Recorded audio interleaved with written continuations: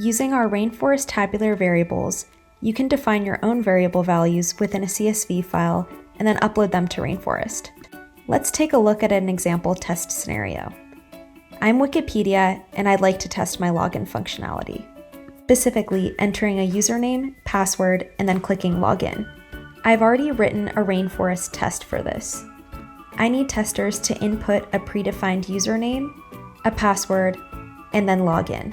I then need to verify that the next page they're brought to contains a header that also includes their username. For the purpose of this demonstration, I've used the words username and password as placeholders in this test. Now I need to create my username and password as tabular variables. I've already created a CSV file. At the top, we can see two columns, username and password.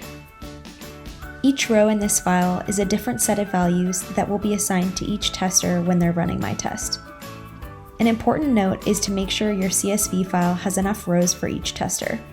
The formula to determine how many rows you need in your file is number of tests run at a time that will contain the variable, multiplied by number of browsers, multiplied by 6. In this case, I plan to run this single test on 3 browsers. Following the formula, one test multiplied by 3 browsers multiplied by 6 testers is 18. So I need 18 rows of data in my file. I have exactly the number of rows that I need. Now, let's upload my CSV file to Rainforest. It's really simple to do this.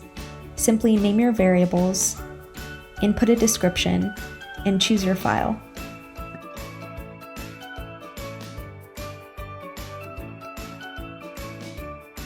Now let's insert these variables into my test.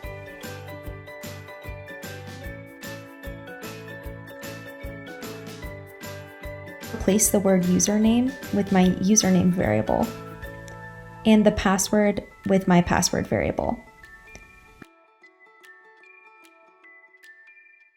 Let's remember that in the verification question, I asked testers to verify that they see the same username in the header across the new page.